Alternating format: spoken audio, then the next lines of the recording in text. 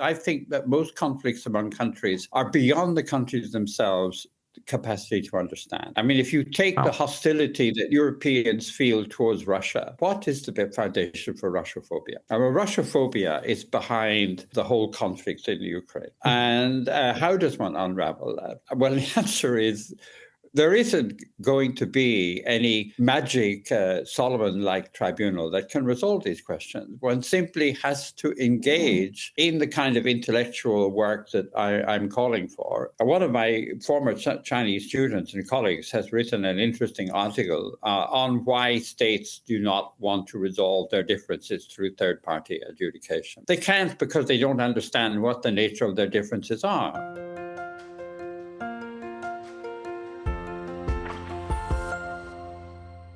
Hello, everybody. This is Pascal from Neutrality Studies, and today I'm happy to talk to Dr. Anthony Carty. Dr. Carty is an emeritus professor at the Beijing Institute of Technology, and he's currently teaching at the law faculty of Peking University, who awarded him as a distinguished foreign lecturer. Anthony Carty was a full professor at several Western universities, including the University of Derby, Westminster, and Aberdeen. He is the author of many books on international law, including the magnificent work, The Philosophy of International Law. Dr. Carty, welcome. Thank you. Thank you very much. Happy to be here. Well, we have been in touch via email for quite a bit, and your specialty is international law and the fundaments of it. And I've talked about this on this channel before, and some people are very critical of it, and some people are saying that currently international law is in decline. How do you see that? Like your own work, could you give us a little bit of overview what you've been engaged, what has been most important to you researching international law? And do you think international law currently in this multipolar setup is in decline, or is that just a bad way of looking at the development of it all? Well, I have quite a strong view on that, for which I'm quite well known. I wrote a book in 1980, in the middle of the 1980s, called The Decay of International Law, with the subtitle about the need for a new imagining of international society. And that came at a time just as the Berlin Wall came down and the world for a while decided it was in very good shape. But it has been brought out in a new reprint in 2019, and my editors want me to bring out a new edition again in 2025-26. So my basic thesis is that the subject is not simply in decline, but it is thoroughly decayed and an unworkable way of thinking about international society. And I have been trying to encourage colleagues with my philosophy of international law that they really need to rethink the very foundations and to turn it into a discursive reflection on the problems of international society from a normative perspective. Now, I have provided a history of this subject, which is quite well known, and it is that the framework of international law that we have, and in the first two articles of the UN Charter, Purposes and Principles, comes from a Swiss international lawyer of the 18th century, who at that time in Neuchâtel was a citizen or a subject of Frederick the Great. Emile de Vattel constructed a liberal model of international society based upon the English empiricism, primarily of Locke. John Locke, and it was that the world consisted of a natural community of equal nations and societies that did not have a world state or a world authority hanging over it. And this natural society was based upon certain basic natural principles of freedom and equality and non-interference and mutual respect. Very much the principles, the Bandung principles that the third world countries like India and China expounded in the 1950s. However, this framework did not have an institutional foundation. There was no world state that had convened a world conference and agreed that these were legislative principles. These were constructions of an intellectual, of a thinker, But they were very attractively and accessibly presented. And by the middle of the 19th century, throughout the 100 years after this book was written, it spread like wildflower. And every textbook on international law more or less repeated the wisdom of Vattel. But Vattel himself had a philosophical foundation in a kind of materialist individualism. But by the mid and late 19th century, there took place what is now well known to be, supposedly to be, the professionalization of the so-called discipline of international law. And university professors decided that all the basic principles of his work were now legal principles that had been accepted by the practice of states and that could be taught as legal principles, in other words, regurgitated, repeated in a robotic fashion by institutions.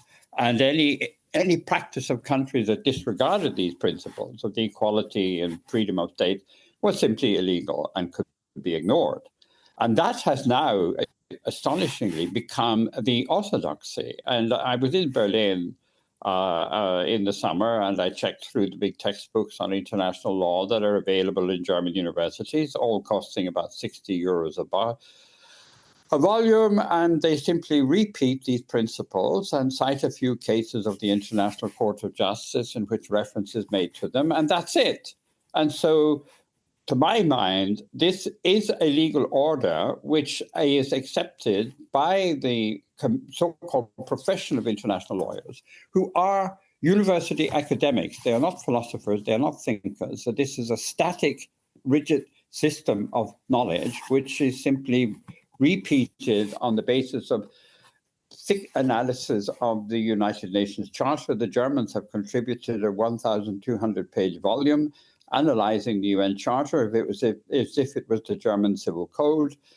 And the French have done something similar, and the Americans have ignored it altogether. We can come to the Americans later in our discussion. They are somewhat maverick in this respect. And my fundamental concern about this system of thinking is that it creates what the Germans call a mood of Rechtshaberei. That's to say, when countries engage in a sport of accusing one another of violating these principles, without going back to Vattel himself, who thought it was a fundamental principle of liberalism that each country could follow its own conscience and make its own subjective judgment about what it considered right and wrong. And in a very pluralist fashion, he considered that if the countries disagreed about it, there was no authority over them and they could simply fight it out. But neither of them could claim to have the just side of the argument, because in a liberal world order, everything is subjective. So he himself was a moderate and encouraged moderation. But now we find the new foreign minister of the so-called European Union, Ms. Kellas, basically finger-wagging Russia and China that they are aggressors violating international law, and like naughty schoolboys, they have to be punished by, I don't know who she thinks will do the punishing. But this atmosphere poisons the whole framework of international society.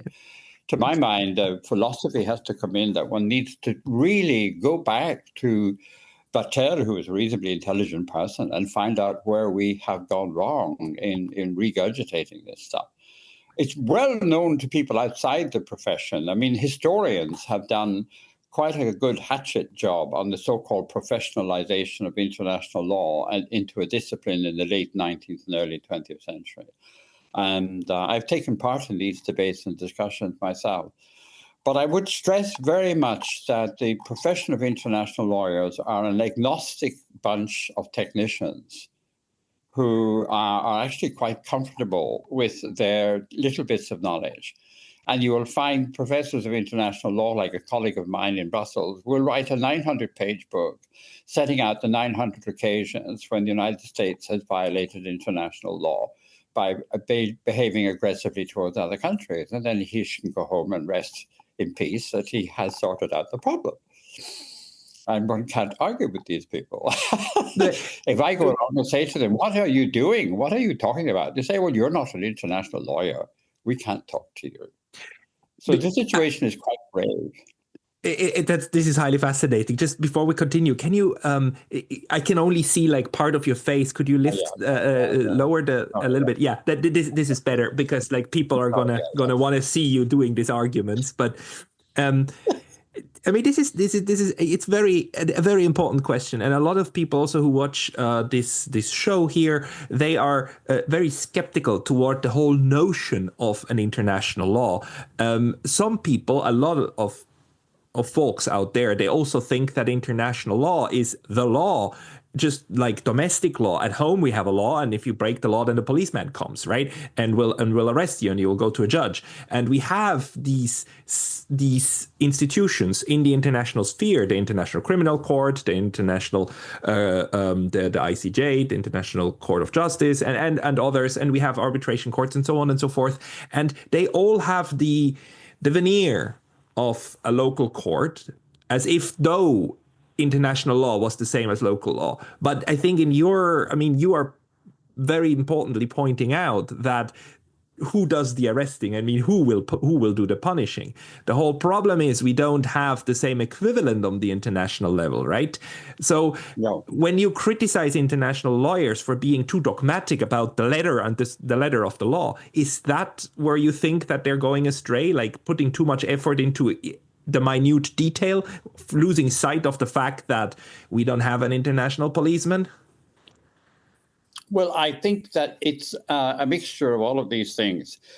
It's very difficult. I'm very much a fan of Erasmus and the notion that the world is inhabited by fools, and except for myself, of course.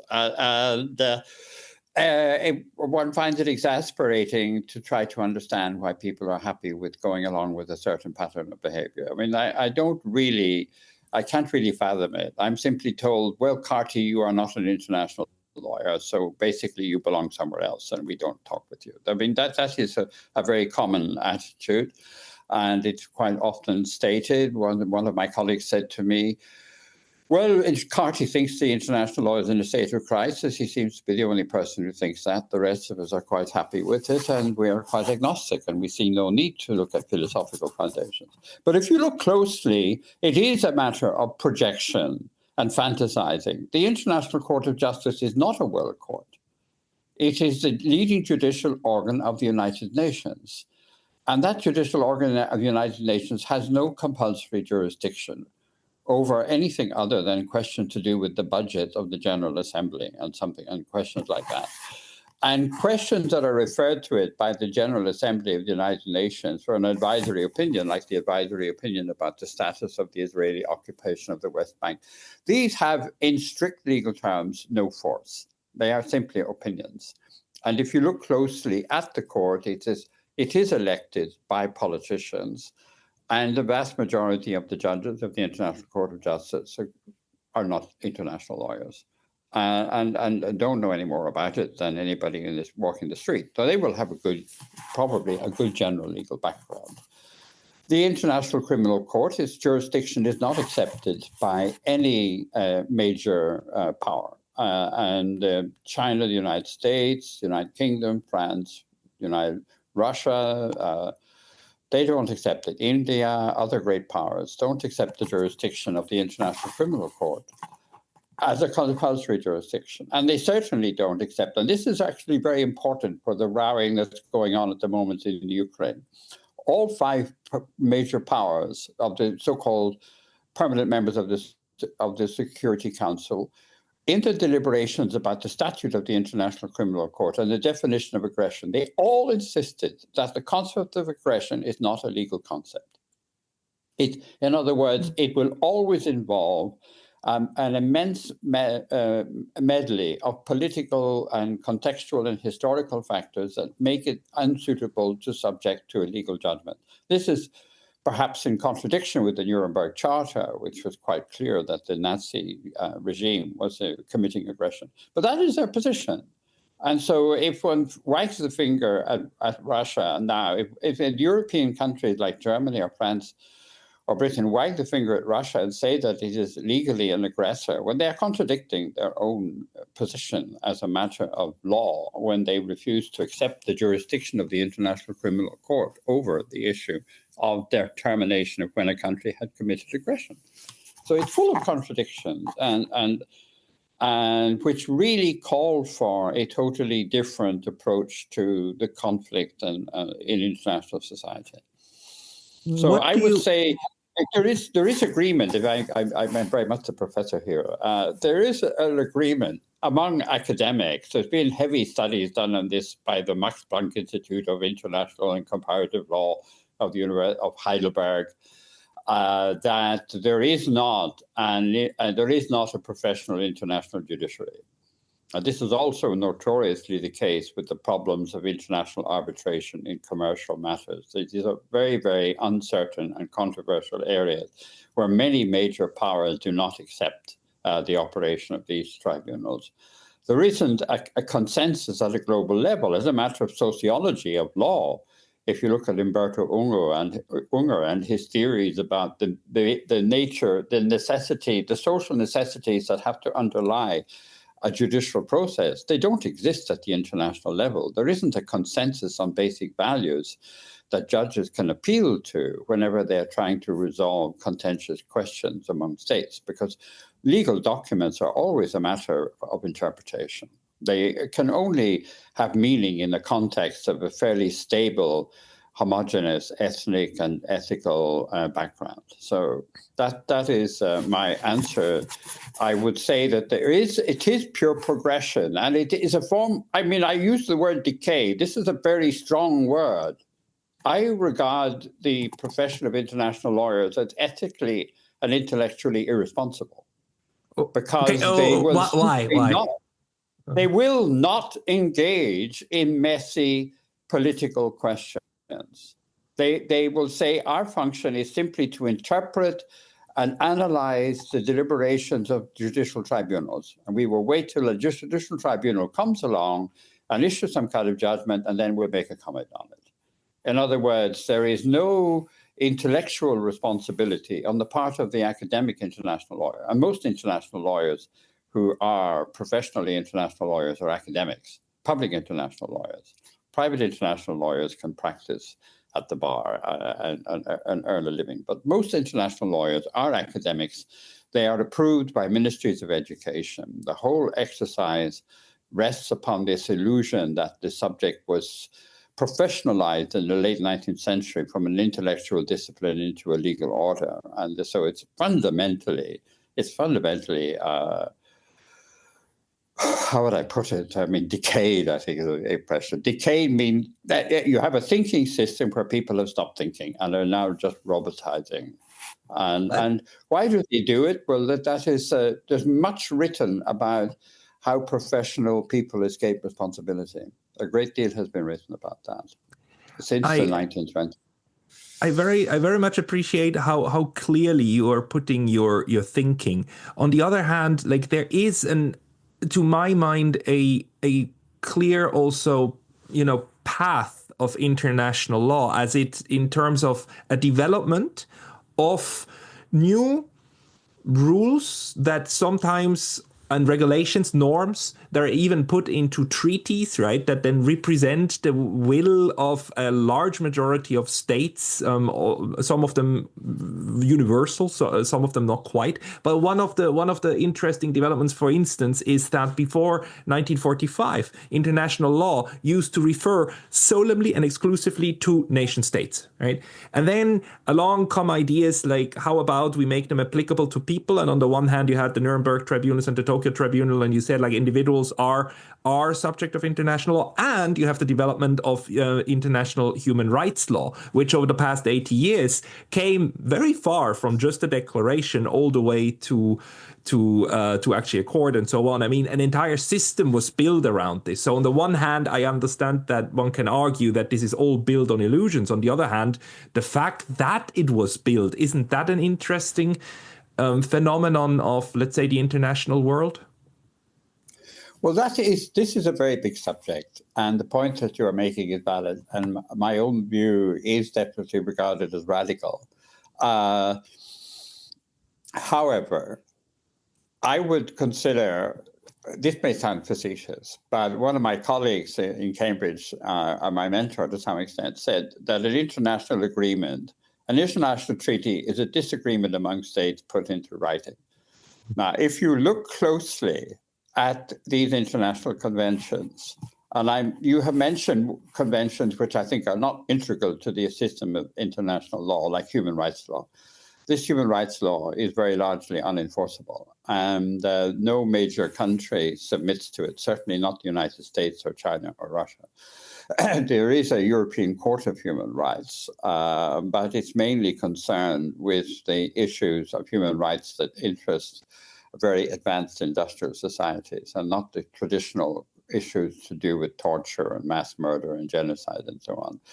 But if you come to the major treaties like the Law of the Sea Convention, I think, is a particularly important one. I have come to these always in a humble spirit, saying, well, this convention has 300 articles and runs through hundreds of pages. There must be something in it. But if you look at the convention closely, you will find it is a disagreement among states put into writing. For instance, the crucial features of this convention concern economic zones and continental shelves. And they define what an economic zone and continental shelf is, but when it comes to defining settling the boundaries between adjoining countries, which is where the trouble starts, the convention simply leaves it to the parties to reach agreement among themselves. In other words, the whole thing is not valid. If you take the fundamental principle, which is at the root of the problem of the problems in the Ukraine and in Gaza, the fundamental problem of the right to self-determination of peoples. International law likes to run with totally contradictory principles. You have the principle of this territorial integrity of states, and you have the principle of self-determination of peoples. And you have no institutional structure for resolving these. And so if anybody is going to hold firmly to one principle or the other, there's going to be conflict. And there's going to be also a fundamental deterioration in international law, which is very crucial to the part of the world that we're both living in, is that international law rested upon the conclusion of general peace treaties among the great powers. So you had the system of the Utrecht and Vienna and Versailles. But for now, the conflict that took place between Japan and China and the United States, this conflict has been left unresolved. And all of the territorial questions that concern East Asia were not resolved at the San Francisco conference, and they are a void. There is no regulation of the status of Taiwan, Okinawa, though it's claimed by Japan, but it is not Japanese. And it was an independent country before it was seized by Japan in the late 19th century. And of course, the South China Sea Islands and the whole issue, all of the territorial issues to do with Korea, all the way from Korea to Indonesia. These are all unregulated because there is no peace treaty which is legally valid or binding on the parties. So Mertheimer is very emphatic that this is why this particular legal void is so fundamental and so important.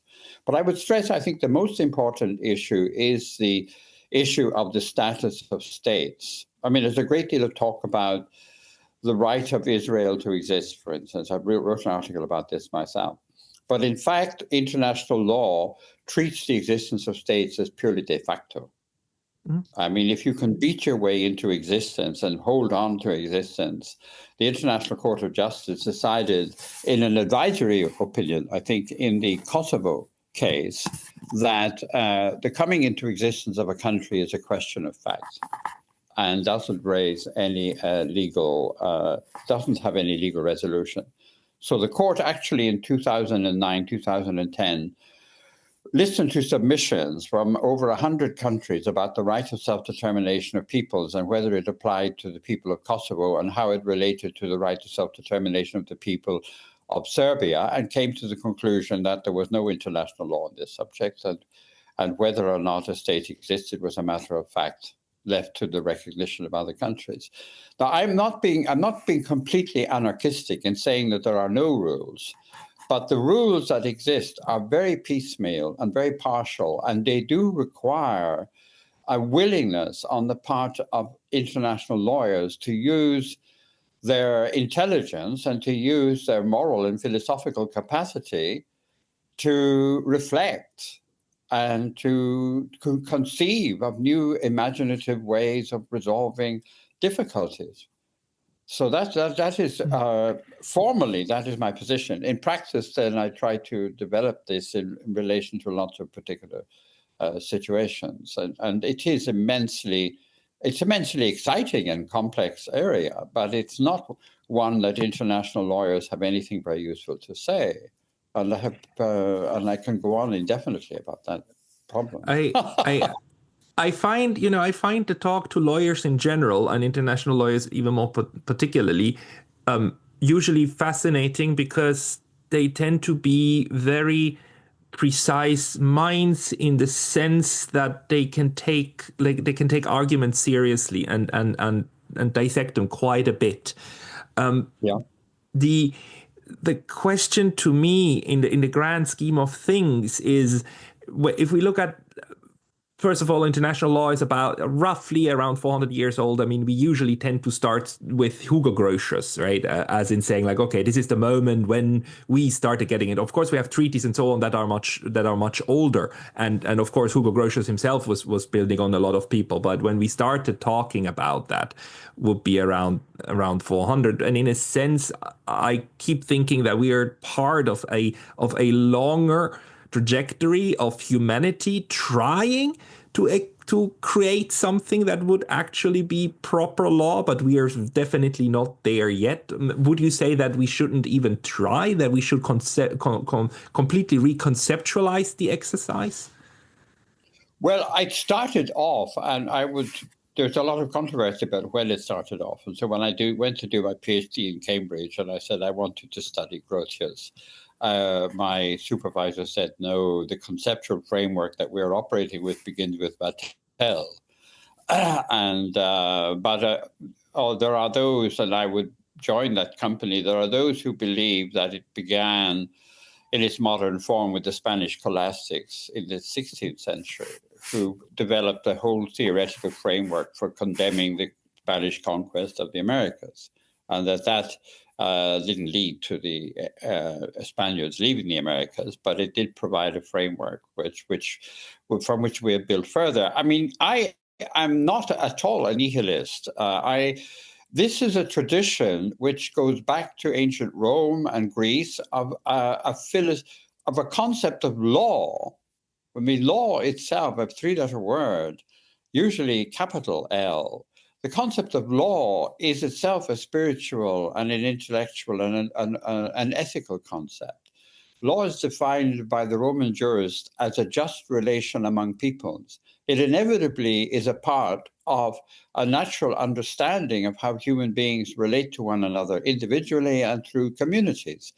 And the way of thinking of the time of Grotius, I would say from Vittoria and maybe Gentili in the 16th century, down to Vattel, and then to the early 19th century, this was understood as a kind of natural law, human beings reflecting on what is fair or reasonable in their relations with one another. And what is fair or reasonable is what they have to do, because that's the way they respond to their nature. Their nature imposes a natural obligation to behave in a fair and reasonable way.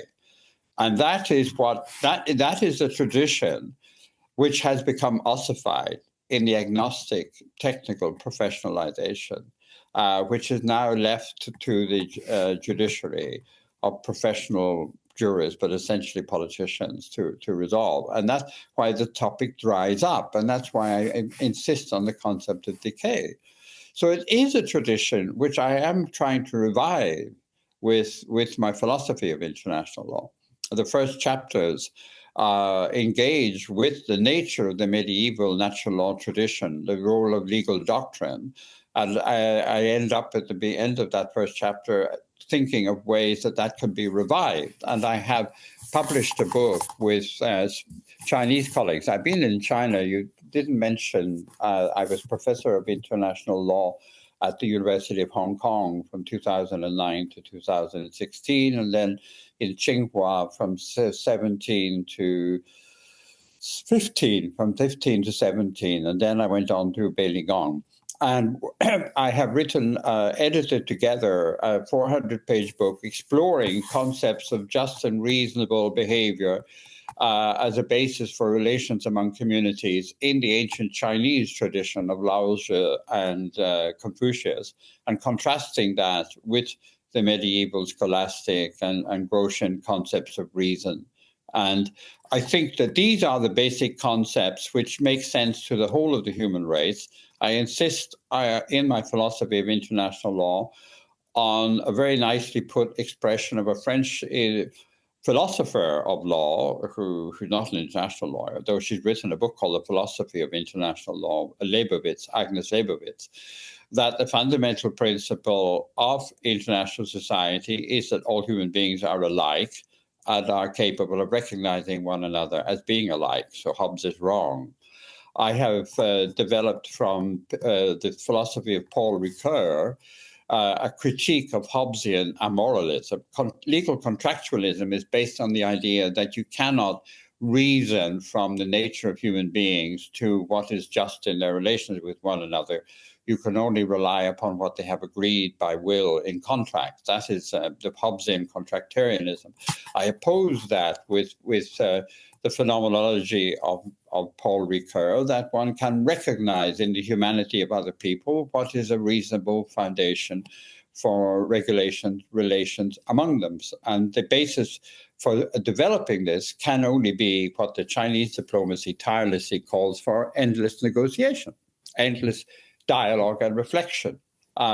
In a horizontal international community, it's illusory to look for some wise judges that everybody can trust, that can actually stand over as individuals the fate of hundreds of millions of people and decide how they are to be resolved. I mean, I do have a philosophy there, which is set out in my Moral Responsibility of Rulers. Is the book comparing Chinese and European notions of justice. And then my philosophy of international law, which has gone through 2 editions, traces the collapse of this natural law tradition in Europe since the late 19th century, and the need to revive it. I mean, natural law as a way of philosophizing about world society is acutely out of fashion.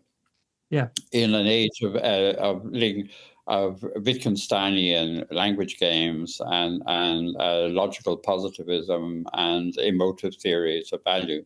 I also introduce into my philosophy of international law a new concept of personality of the country. International law at the moment works with a kind of global federalism, which defines the state as a corporation that has certain powers, like a company, attributed to it by an imaginary world organization, an imaginary world hierarchy.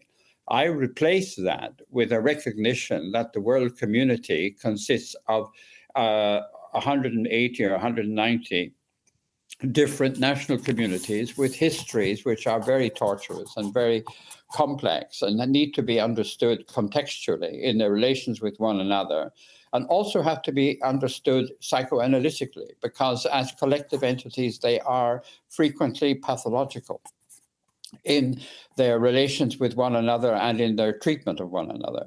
So basically, I am very far from being nihilistic here. I simply feel that one has to go back to the genius of Vittoria, and even Vattel, though I think he was a lightweight compared to Vittoria and Grotius, that basically this system of thinking won the authority and prestige of rulers of Europe because it appealed to their intelligence. I mean, Gustav of Sweden is famous for having carried around the book of Grotius because he admired him and thought him intelligent and reasonable and worth reading. And that basically, I am very much following the cult of the role of the international lawyer as intellectual. But the notion of law is not a purely contractual notion produced by democratic legislatures. It's an ontological foundation for good relations among peoples. So I'm very far from being nihilistic myself. But that has to be resurrected from a desiccated professionalism, which I regard as decadent because it's really quite lazy. I mean, these German textbooks that cost €60, they are simply repetitions and rabbiting off what they were taught by their professors and what they were taught by their professors before them. There is really nothing intelligent to be said or nothing civil or polite to be said about this exercise. But I used to joke about it. My professor used to joke with me about it in Cambridge. He would joke about how these ideas come from the mouth of the lecturer who doesn't understand them, and they go into the ears of the student who doesn't understand them. But they're quite happy with that. But this is one of the things that we are battling with, because the way that that we perceive the world, and by we I mean in general the public, as we grow up, as we grow older, first as children, we get this idea that everything is set in stone, right? For everything there's rules and there's a system and everything is in place and everything is top down. And as we grow up, we understand, oh no, it's not like that. It is very much negotiable, but certain things are still set in stone. And we have created a system, a world in which, with the United Nations, before that the League of Nations, we also create the appearance of a world government, right? And of treaties and of agreements, and the world has its rules. But ultimately, what you're saying is, of course, correct. It's a process of negotiation and renegotiation of how we live with each other, because we are ultimately an 8 billion people planet that has to self-organize. And this organization naturally would expect has to somehow adapt to new circumstances. How do you think this will continue, especially now that the world is more pluralistic in this multipolar setup, where we now have a very important, much more important China than before, like political weight, right, that it has in world affairs, and Russia that again established its weight in world affairs, and Southeast Asia that is establishing its weight in the economy. And how do you see the system itself progress? I would come back just a moment to the so-called progress that has been made. The West, which has dominated international society after 1945, has pushed the idea of individual human rights. And there's been a whole series of conventions on human rights, but they're all of them not enforceable. And they serve a kind of ideological function, and the meaning of them is very, very ambiguous and contested. And this is a course of considerable conflict at the moment between Russia and the European community. And of course, Russia has been expelled from the Council of Europe. But I would say that there is definitely a very serious problem here. There is a concept in international law which is called jus cogens. And jus cogens is a kind of belief that there are certain, to come back to what you're saying, there are certain fundamental principles from which one cannot derogate and which are absolutely obvious and fundamental. But if you look at the United Nations International Law Commission, I mean, I have spent my life with these people. The International Law Commission and its definition of jus cogens, and you will find that it simply says jus cogens principles such as self-determination of peoples, or maybe also the principle of prohibition of genocide. These principles rest upon the consent of states. They are principles that states have decided or they are going to treat as jus cogens. And so there isn't an intellectual foundation. And we have to, as Europeans, and you're European as I am, you have to recognize that European culture is increasingly nihilistic in its very foundation, in right across the board, and from Nietzsche to Heidegger and to the contemporary scene in Europe. And there is no agreement among Europeans about values, and they simply assume that values are matters about which there is a consensus. I have many times challenged the judges of the European Court of Human Rights in public debate to tell me how they reach decisions about what the European Convention of Human Rights means. And they tell me that they are simply a matter of whatever public opinion whatever the consensus or the majority consensus of public opinion happens to be. In fact, European international lawyers, and to some extent American international lawyers, are not taken up with these great geopolitical questions which interest you and which interest me. They're very much concerned with very private and personal rights to do with gender debates and discrimination debates. And these have underlying them, I think, nihilistic trends. Now, to come back to your question, I do see hope outside Europe, in Asia, which is why I'm here and why I'm teaching in Peking University, which, I mean, is a matter of choice.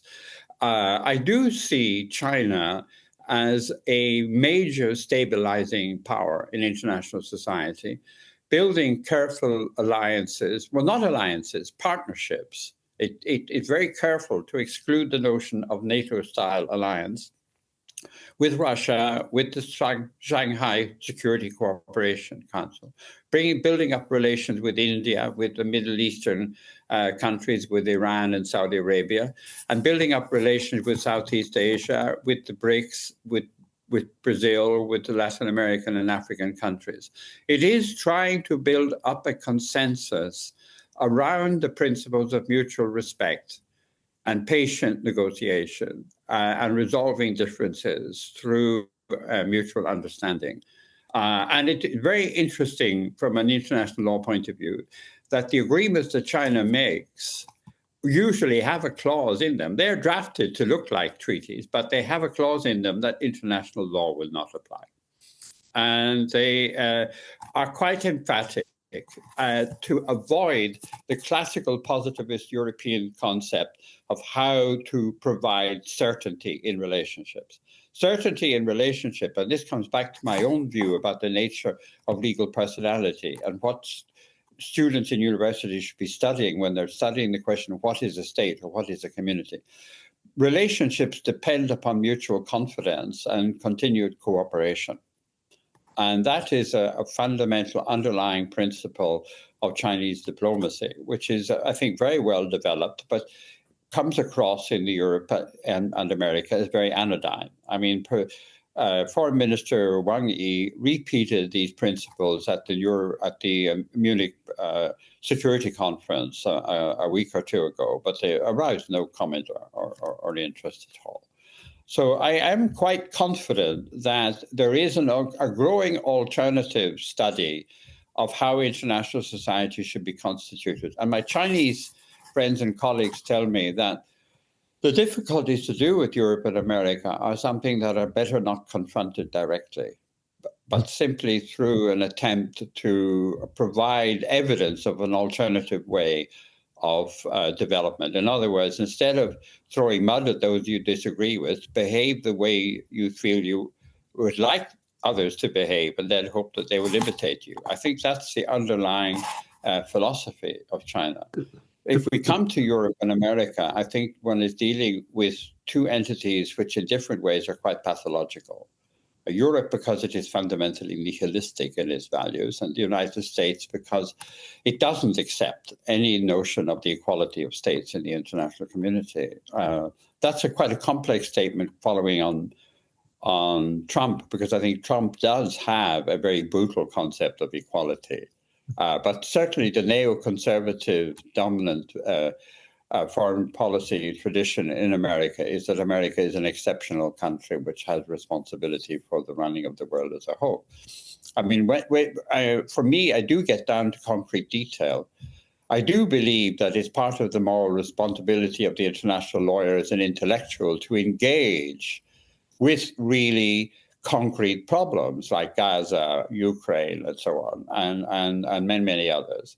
And not to simply wait until some tribunal issues a judgment about this and then comments on the judgment. I do feel there is some movement among my colleagues given the sheer intensity of the conflicts that have been occurring recently in Ukraine and Gaza.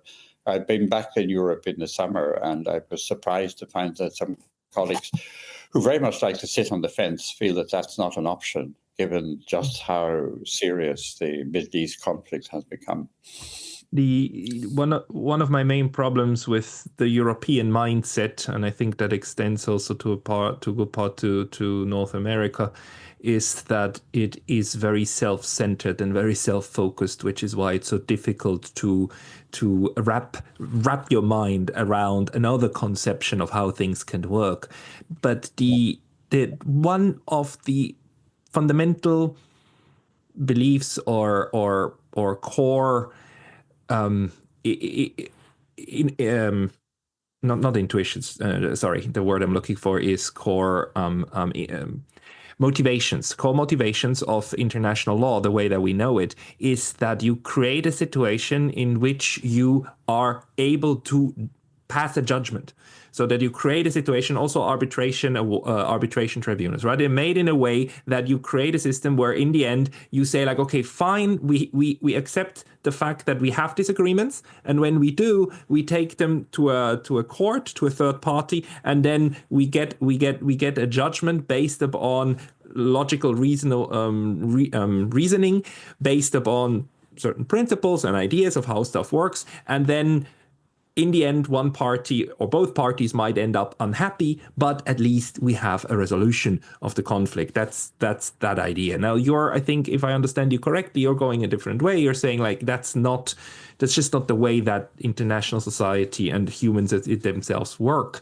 So if we wouldn't get resolution through judgments or through reasoning, if we get them through another mechanism, what would be the way to structure the international system so that we can get away from using mass violence as a solving mechanism and use something a little bit more civil? Well, that is a fundamental question, and my answer can't possibly be satisfactory, because I don't think such judgments can be forthcoming unless they are dealing with quite superficial issues. It's perfectly possible for nations to submit issues to an international tribunal, and they do so very regularly. The International Court of Justice has quite a list of cases. It's heavily worked, and it's very busy. And there are international arbitrations, like the commercial investment arbitrations, but they are always to deal with issues that are not regarded as the vital interests of countries. Now, I think the answer to your question has to be unsatisfactory, because I think that most conflicts among countries are beyond the countries themselves' capacity to understand. I mean, if you take the hostility that Europeans feel towards Russia, I mean, there are many thick books written about this. What is the foundation for Russophobia? I mean, Russophobia is behind the whole conflict in Ukraine. And how does one unravel that? Well, the answer is there isn't going to be any magic Solomon-like tribunal that can resolve these questions. One simply has to engage in the kind of intellectual work that I'm calling for, that is being done to some extent by some type of normative international relations scholars, some types of normative historians. I'm not saying it's not done at all. It is done by some people. It's not done by international lawyers. One can work at these issues. But I think fundamentally, there are profound, and I also stress, one area where I've had a surprising resonance in my discussions, particularly in China, when I introduced my concept of the collective personality. I have relied upon a French psychoanalyst and philosopher, phenomenological philosopher and psychoanalyst called Cynthia Fleury, and she's a professor in some university in Paris, and she's also a clinical psychoanalyst, about the nature of collective pathology and understanding the role of resentment and the resentment against a failure of recognition and a failure of respect, and how that produces intense conflict in international relations. And of course, she's thinking in the context of Africa and Nigeria, and Algeria, and she draws a lot on Frantz Fanon, the Wretched of the Earth, and so on, who was also a psychoanalyst as well as a philosopher in Paris in the 1950s. And of course, relations between France, I live in Paris and Berlin when I'm in Europe, Paris, Berlin, and London. So the relations in France have completely broken down between France and Algeria and between France and most of its former colonies in Africa, particularly the Arab and Muslim countries. These are pathologies. When I have introduced them into debates with international lawyers, it's funny how they put aside their cap of international law and say, oh, this is interesting. This resonates. And maybe you could give me the reference to this woman. And I have now written an article published in the Beijing Foreign Ministry International Law Forum and also in the Moscow State University. Both of these institutions have lapped up this idea that countries are pathological entities that have had such bad relations with one another that they just simply hardly understand why they're in such deep conflict with one another. And the process of getting to the bottom of this is something that takes time and patience to try to unravel. And that is where one of my former Chinese students and colleagues has written an interesting article on why states do not want to resolve their differences through third-party adjudication. They can't because they don't understand what the nature of their differences are. I mean, if you ask the Japanese why they are so concerned about China, and I mean, they won't mention because they think the Chinese want revenge for Nanjing and various other atrocities. It goes much deeper than that. It goes back into centuries of anxiety about being overwhelmed by this enormous neighbor and so on. So basically, the issues are, as Morgenthau was one of the persons who saw off and demolished the credibility of international law as an academic discipline in the United States. And he's not taken sufficiently seriously. Hans Morgenthau did a law degree in Frankfurt, a master's degree in Frankfurt in law, his PhD under Kelsen in international law in Geneva. And I have read these theses in French and German, and they are a detailed explanation as to why life is too complicated for international lawyers to understand. How you need to understand, well, he was a kind of pop psychoanalyst, a pop Freudian. And so he sort of think pathological lust for power was much more important in understanding the dynamics of collectives. So I'm afraid we are stuck with this orphan view of the world. I mean, we can have a religious conviction that God made the world and we can try to understand what God's will is, but we cannot find some kind of global daddy figure who can resolve our differences for us. And if we try to, we end up with hegemons like America. I think Americans sincerely believe that without them, the world will simply go to pot because there will be nobody to give it overall direction. Question, I'll ask my last question because I find this highly fascinating. If, hypothetically, if tomorrow 8 billion people on this planet, all 8 billion, everyone, woke up with the same belief in the same, let's say, 1,000 page of law, of international law, if everybody shared the same belief about law and as a belief, almost like a religious belief, would that solve the problem? Or would the problem just, or would the structure of the system, the way we interact, still prevent us from getting to resolution? Well, I would give a positive answer to that in terms of a study.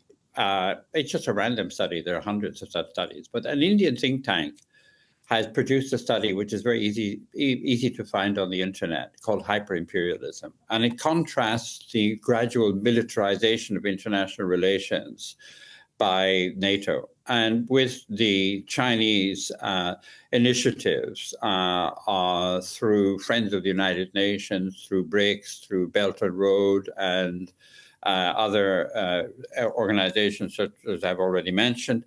I think that, and my hope is that China is attempting to encourage this kind of mutual respect and confidence among peoples around the world, which could gradually produce a stable consensus. I mean, I was at a conference of the military academies in Beijing in September, where a Mexican delegate said that we can look to China. To some extent, Wang Yi was saying the same thing at the Munich conference, for a kind of emotionally mature, stabilizing influence in which people can settle down and reach some kind of consensus. Now, what institutional form that would take, I have no theoretical objection to the condition for having a world state is that there is, according to Humberto Ungo, the Brazilian legal philosopher in Harvard, has set out what the conditions are, that there is a relative homogeneity in the international community about basic values, which philosophically, since I think we're all much the same, there is no theoretical objection to this developing. And when it has developed, then there would be no theoretical objection to having a consensus international judiciary that could play a role in working out in concrete cases what this general consensus required in difficult situations. Definitely.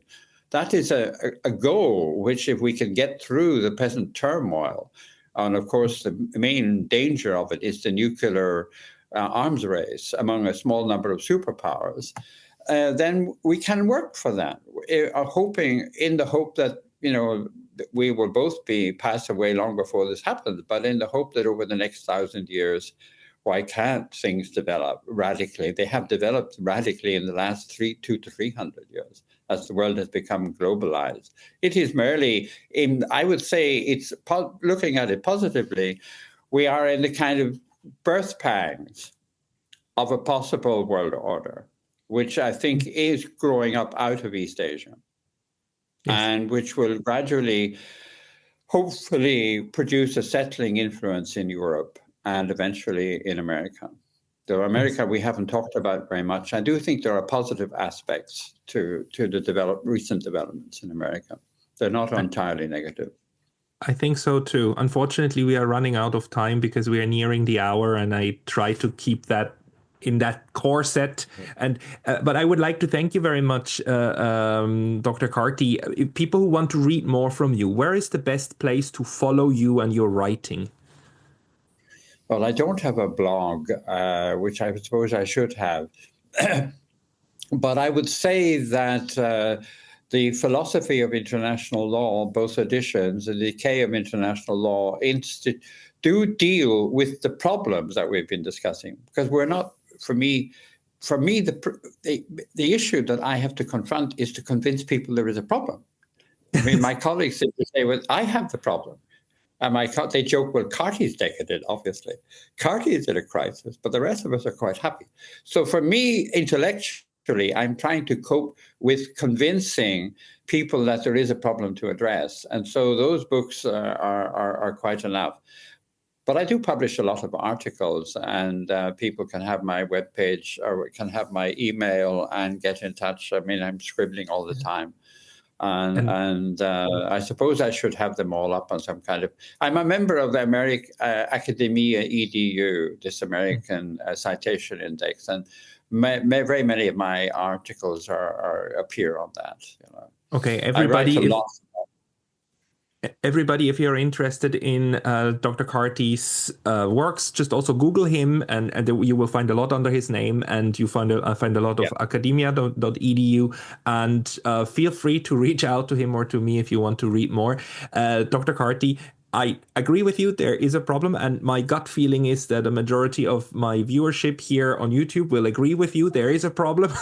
So I'm looking forward to continue working on solving the problem and defining the problem. Well, thank you for addressing me and allowing me to have my shout. And I've enjoyed it very much. I hope it's been of some use. So thank you. Thank you. See you again next time. Bye.